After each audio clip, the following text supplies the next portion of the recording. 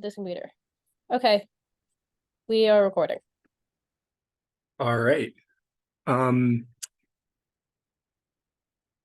So yeah, the disability community is really, really gay.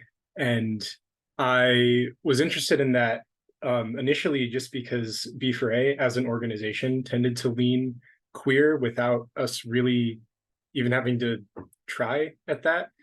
And I was really curious if that kind of that pattern extended out to the rest of the disability community. Did some research, and turns out it does.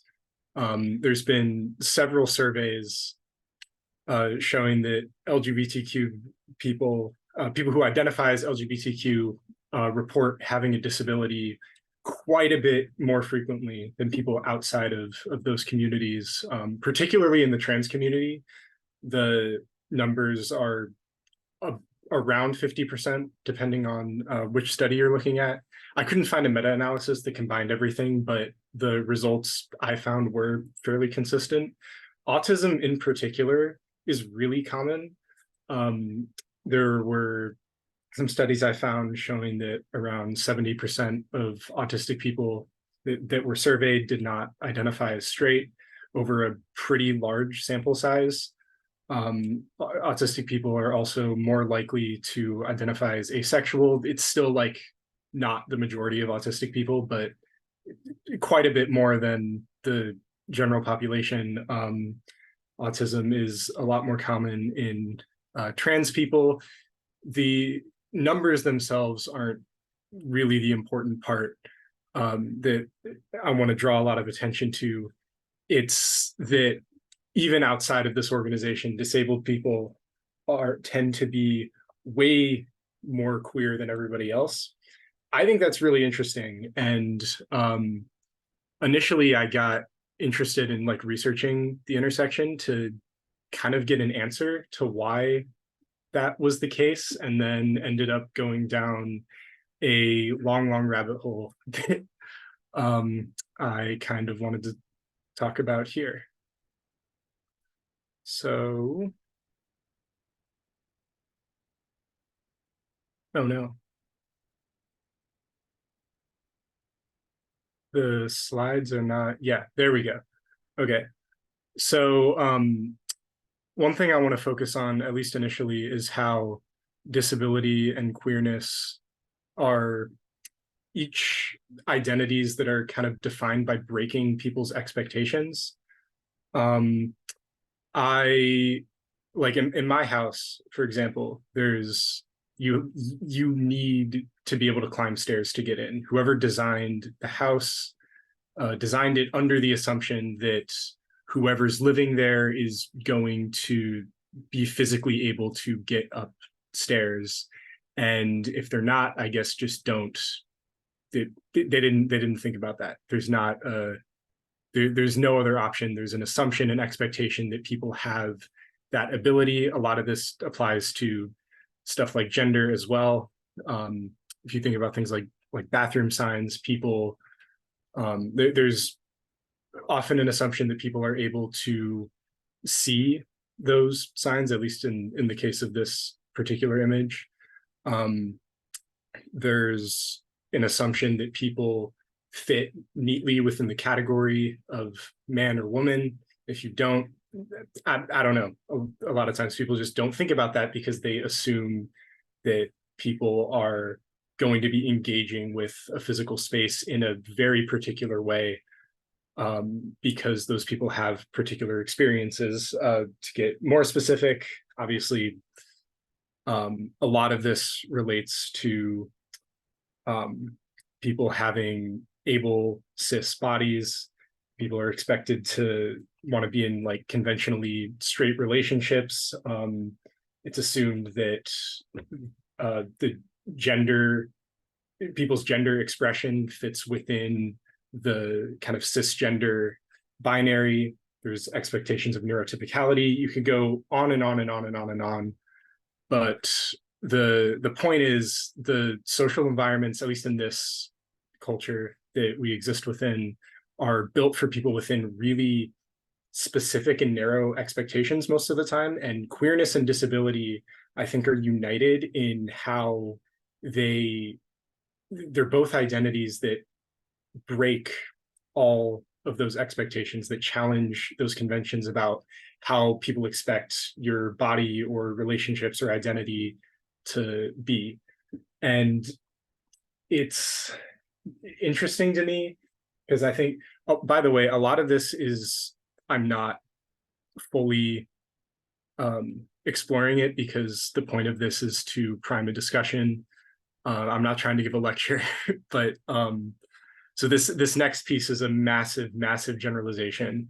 But one thing that I thought was really interesting that I thought about a lot when writing this is that a lot of people are kind of raised to rely on social norms as a way to feel safe, because if you know what to expect from a situation and it feels kind of predictable and familiar to you, and you feel comfortable in that predictability, then it's a lot easier to feel safe, because if you know what to expect and you kind of know that maybe you're not going to get hurt, that feels good to a lot of people. And a lot of people use as a defense mechanism when expectations are broken, they get really anxious or uncomfortable.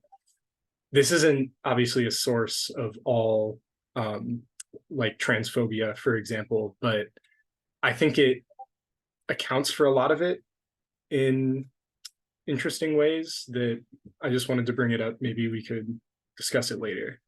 But it's also important, I think, really to analyze why people think about queerness and disability the way they do, because in practice, when people break from these expectations, it's kind of seen as like you're not checking the boxes you need to check in order to fully participate. So the rest of society, sometimes in community as well, people who don't fit within those expectations of how people are expected to be are kind of seen as not deserving understanding or accommodation because they're not part of that in-group of shared experiences. And as queer and disabled people, I think that poses a really challenging question that probably many of us, if not all of us, have had to kind of grapple with and consider from pretty young ages, is how much can people try to kind of fit in with those expectations and fit in with the kinds of people that society expects you to be, versus just being able to express yourself and exist unconstrained. Unfortunately, existing unconstrained like that is often not possible. So as a survival strategy, a lot of queer and disabled people are used to hiding that piece of themselves from the wider world. Masking among neurodivergent people is an example of this, where you try to present behaviors that show other people you are neurotypical, to kind of perform that level of sameness with all the people around you in terms of how your brain works. When queer people talk about being in the closet, very similar thing. For example, like being stealth or passing in the trans community, when you fit so well within the gendered expectations of the gender you identify as that nobody would know you're trans. I think it's interesting, especially because a lot of these expectations get placed on people by non-disabled people, non-queer people, because these are communities that tend not to be formed at birth. A lot, like if somebody's many Latina people, for example, are like born in communities with parents of people that share that kind of cultural understanding. Disability, it can happen to somebody suddenly. People usually aren't born with an understanding of their own queerness, obviously. So in order to build community among other people that are like you, a lot of disabled people and queer people have to go out of our way to kind of find each other. and especially when somebody's really young, it is more kind of constrained by their situation more so than they would be as adults. That kind of building community amongst similar people often isn't possible. And a lot of people try to learn how to act when they're young in the absence of people that share those experiences by kind of looking at people around them, trying on the behaviors that that other people have. They, when you're a young person with no context for the world, you recognize, oh, other people are behaving similar to me. Maybe they have, maybe I could be like them. And so if the only examples you're seeing of that are not queer and disabled experiences, then acting within those expectations might be the only way that is appropriate to act, even from like a very, very young age. So whether or not, like, regardless if somebody is queer or is disabled, I think can be very easy to, through that kind of social conditioning, buy into certain ways of existing as more or less acceptable. There's a kind of, whether or not somebody fits in with these expectations, there's a kind of performance element to show other people that you do or don't fit in. Thank you, Julia. I just saw your text that you can embed images in PowerPoints. I had no idea. Thank you. You could embed text in images. Anyways. Frank, in community resources, I've now put a 1-minute YouTube video about how to embed alt text into PowerPoint.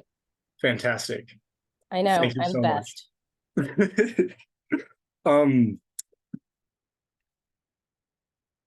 Where was I? Yeah. So people often, whether or not they're disabled or queer or neither, can be pressured by their environment to perform able-bodiedness or straightness or whatever it is to fit in with the people around them. That performance can be really traumatizing to a lot of people, I think, in similar ways across the queer community and the disability community. And it can often make people see those parts of themselves as problems or flaws with who they are and their identity. This is what people mean when they talk about internalizing something like transphobia or internalized ableism. There can be a lot of unhealthy self-criticism that people can apply to themselves unfairly as a result of not having examples of other ways of being that fall outside of their narrow frame of the communities they happen to be born into, which even if people end up finding other communities later on that are more supportive, that those initial experiences from childhood can have long lasting effects on how people think about themselves. I know I've experienced that personally. I'm sure many other people have too. I don't want to spend too much time on this. I think this is more interesting to this religious component is more interesting to discuss than it is for me to talk about. But I think that there's obviously our culture is, even our secular culture is molded in the image of Western European Christianity that encourages people to think about their environment in terms of like an all-powerful, perfect God, that humans can only ever aspire to that ideal. I think it's an interesting parallel that in at least this culture that's shaped in that image, similar attitudes towards kind of essentializing these ideal performances of something like gender or ability or sexuality is so prominent. I don't know. I thought it was interesting. Love to talk about it. And yeah, speaking of religious baggage, this is a part where we talk about sex and sexuality. I did not have a better segue, so that's what we're going with. So some of these expectations obviously relate to relationships and connections. One of those assumptions is that your sexuality is like a fundamental piece of who you are, and it's something that generally isn't. It's not accepted that it changes. Like if you think you're straight and you're right about that, then at least according to the kind of most widely accepted understanding of sexuality, you're going to be straight a year from now, 10 years from now. Sexual fluidity isn't necessarily seen as a thing by a lot of people. Also, touch and affection are sexualized, and people often, need to go through very specific kind of romantic rituals to access touch and affection because there's kind of a sexual implication to that, for the most part. Also, the most acceptable and natural romances, according to these standards, are usually between able-bodied people, between cis able-bodied people especially, and obviously two straight people. This is, a man and a woman, cisgender, able-bodied, generally able-bodied with youth. Obviously, as people age, there can be an expectation of disability, but as people, I guess, are engaging in partnership initially as young people, these are kind of the standards. And as a result of that, a lot of relationships can have a stigma around them. Queer relationships are probably the most obvious one. Relationships with disabled people, I feel, are similarly stigmatized, especially people with visual disabilities, especially people with intellectual disabilities. Those kinds of engagements are looked down upon by a lot of people. We'll get into in a few minutes, but disabled people and queer people are also disproportionately more likely to be poor and to be struggling financially. Those relationships are also looked down on. These standards of cis hetero able-bodiedness are also kind of embedded in the beauty standards. So relationships with people that are less conventionally attractive also looked down upon. There's a lot that this affects, and it doesn't just affect queer and disabled people. This is a interesting kind of caveat to the situation, because a lot of people see who they associate with, who they keep community with, as reflections on themselves, on their own identity. So if you partner with somebody, there's a certain kind of pressure that, you'll inherit parts of that stigma if you partner with a marginalized person. So that can make people avoid associating with certain kinds of people to appear normal and to fit in, even if they themselves would not be stigmatized otherwise. I framed this section around like dating. I'm not really just talking about that. I think it's just a good branching off point to talk about a lot of different things.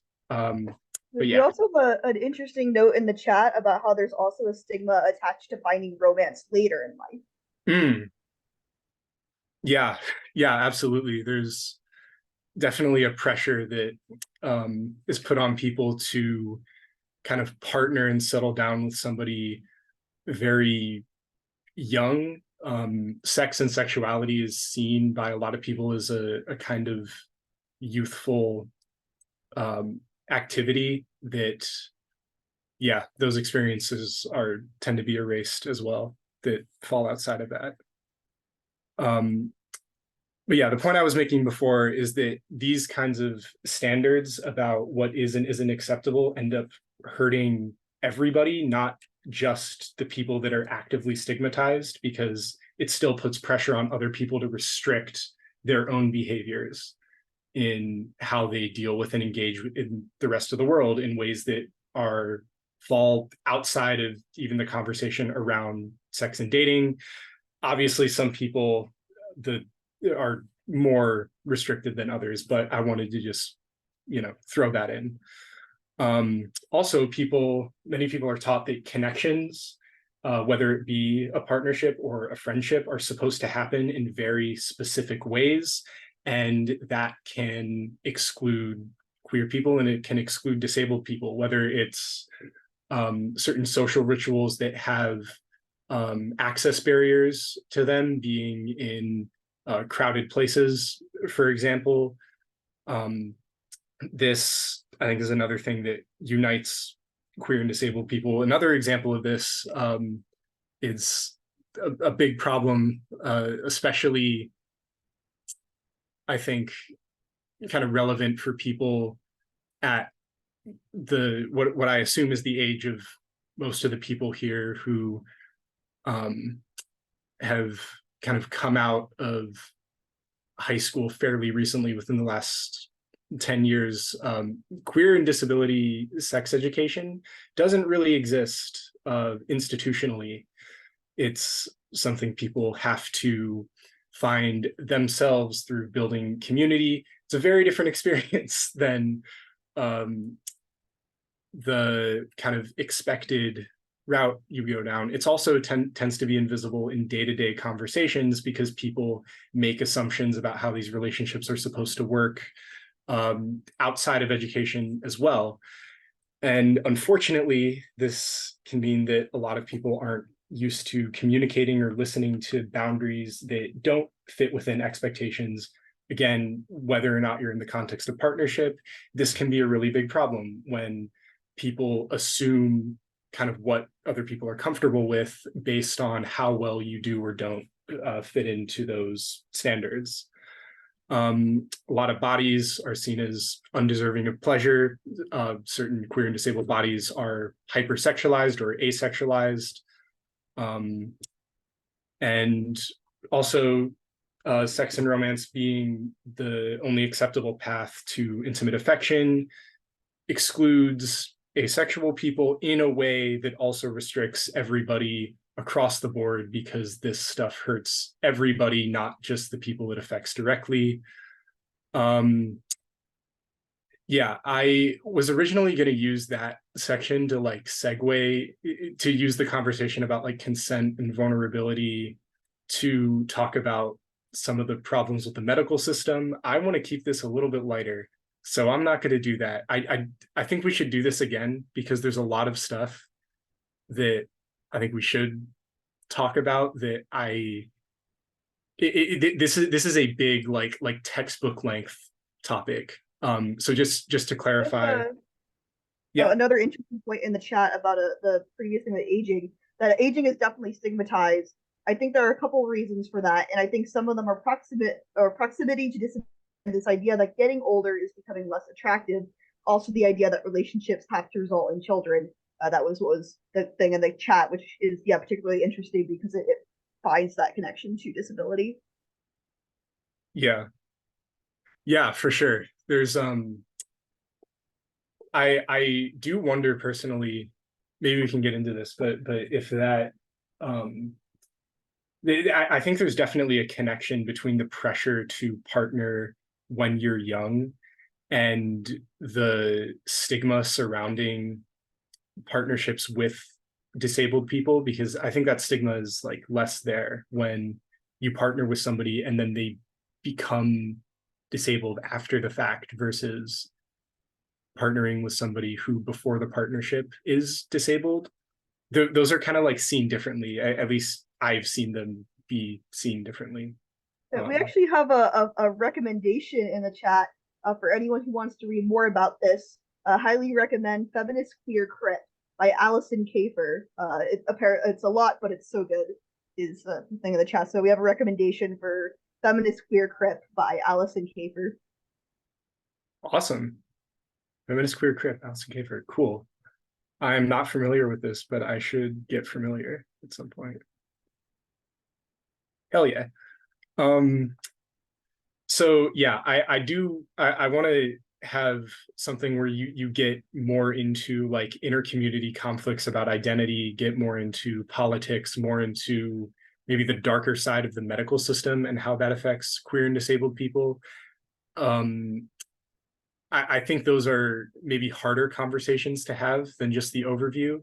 So I think we should have this type of meeting again and get into some of that other stuff. But we can't really talk about this without talking about how healthcare and medicine affects queer and disabled people. Because everybody, but particularly queer people and disabled people, rely on interacting with the medical system to survive. Everybody does this, but queer and disabled people often have unique medical needs that makes their interactions with the system different. Whether for anybody, a lot of times medical tools are needed to overcome pain, overcome changes to your body, whether overcome like a difficult situation, whether that's through therapy or surgeries or a medication assistive tech. These medical systems are a big piece of how many people live functioning, healthy lives. On the disability end, disability has a whole long history of the identity itself being seen as a medical phenomenon, but even on the queer end, gender dysphoria is medicalized, and at least as of right now, access to gender affirming care is gate-kept by the medical system. So even without getting into like AIDS crisis stuff, which I don't want to talk about now,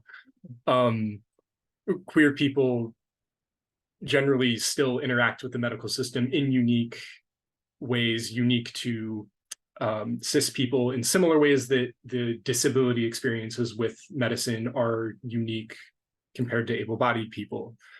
As I've been saying, everyone relies on medicine and healthcare, but that uniqueness of these medical needs means that the system treats them differently often. So what that means is that queer and disabled people are hit harder by the flaws in the medical system, whether that be doctors not listening to you, whether that means needing diagnosis for employers or your school or your insurance company to take you seriously and accommodate you. Healthcare is also expensive. It's really expensive. I thought I deleted this slide. Anyways, we obviously live under capitalism, and in that environment, healthcare institutions are businesses trying to make insurance companies, medical establishments, or governments for public institutions. It's all surrounding trying to make money.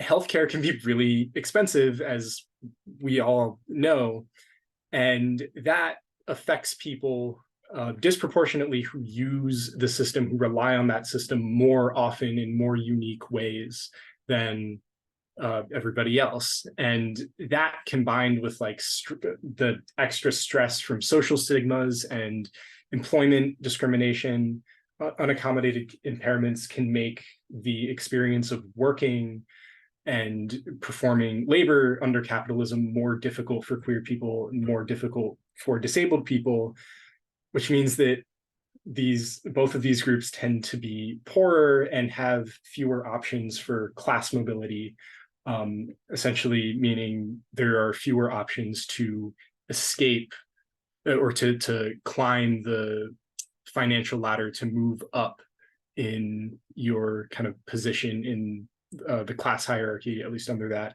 framework. On that note, disability is also overrepresented among racial minorities. I'm not trying to create a one-to-one parallel.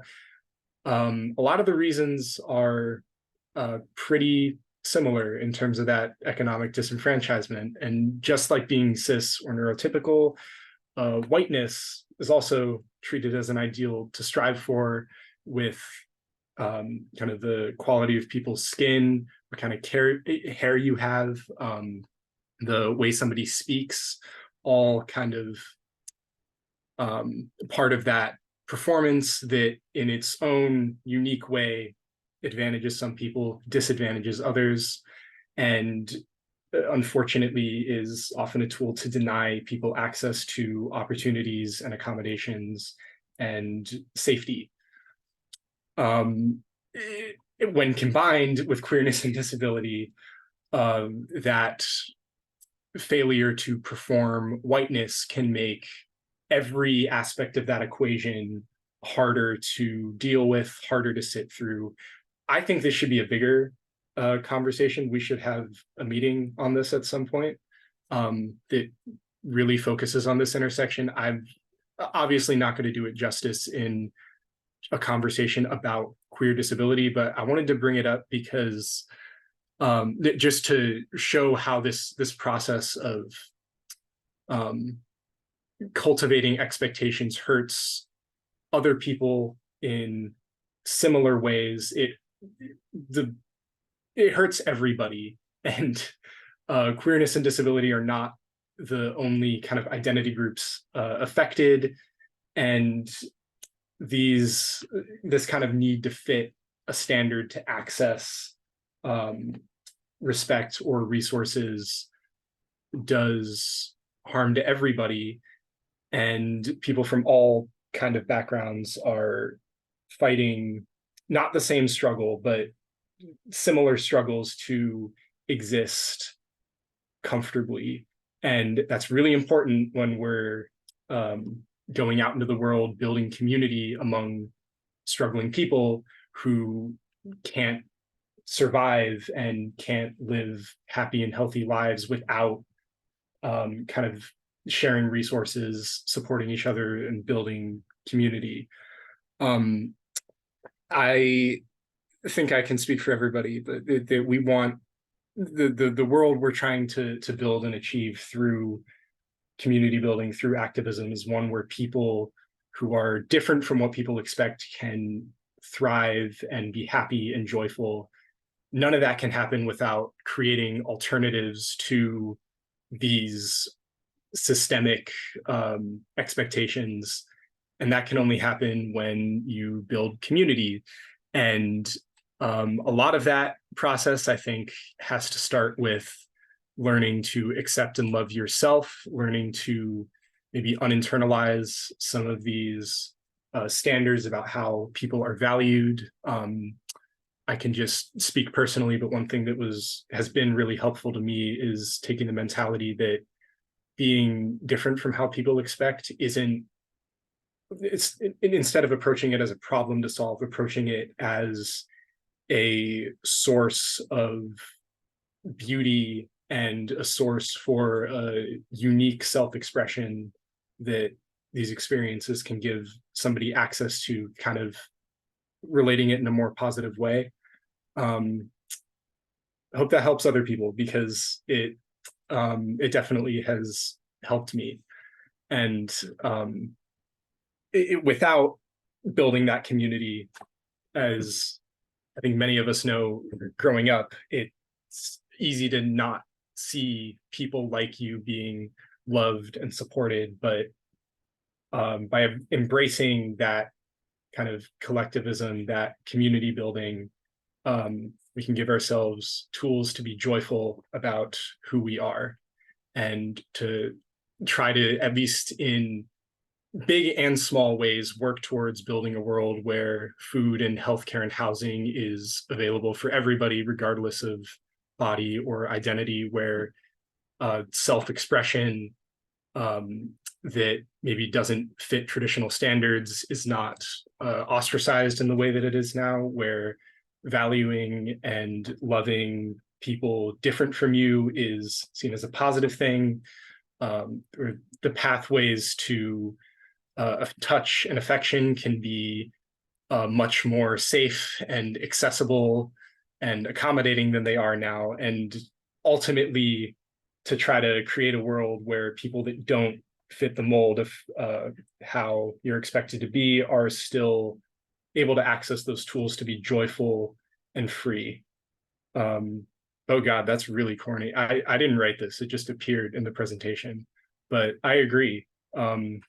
living, laughing, and loving is a good thing. Joy is powerful.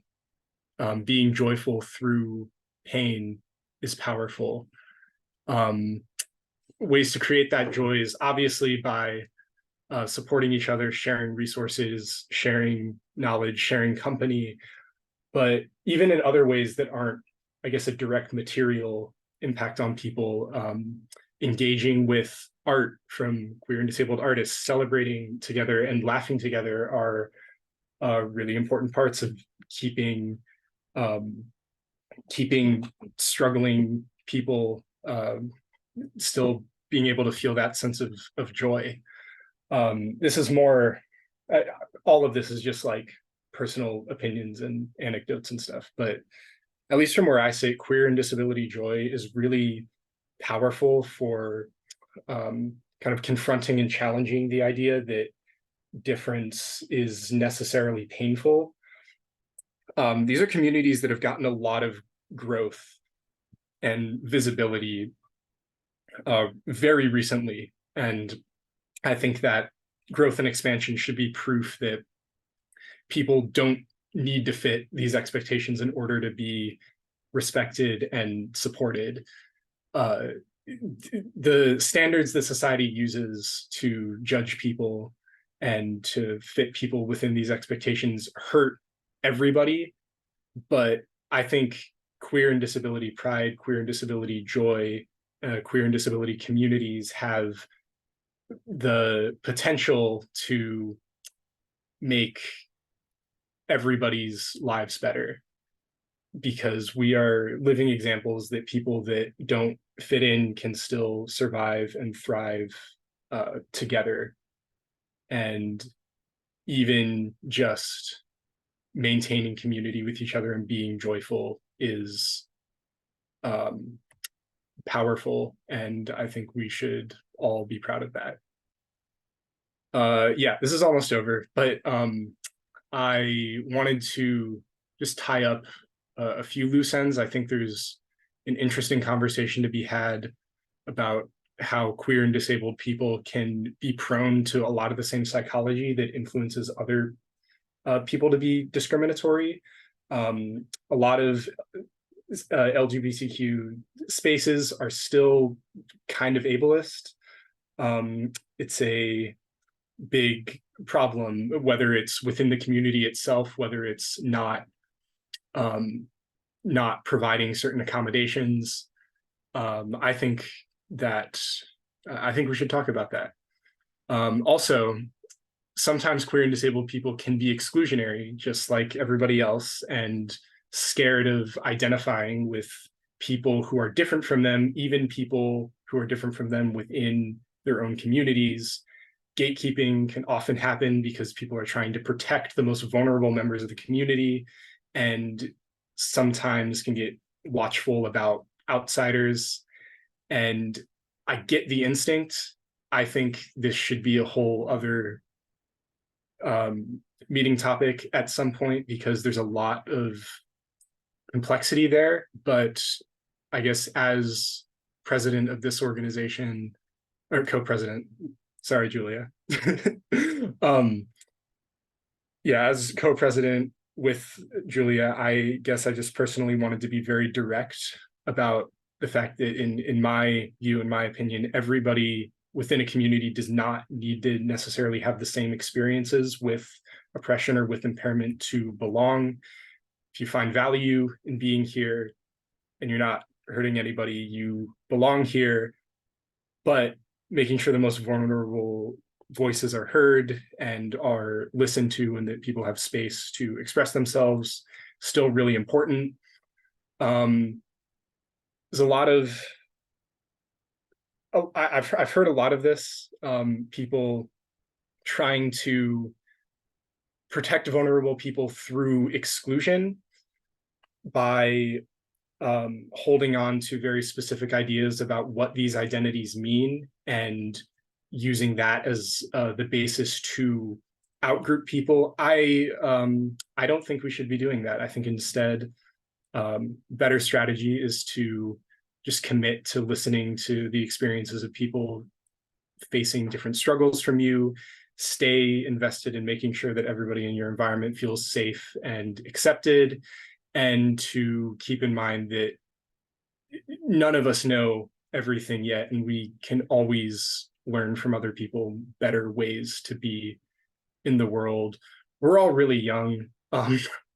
We can't pretend that we understand what people's needs and experiences are. I'm included in that.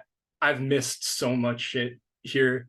I'm just doing my best as again, a very young person with not a lot of experience in the world.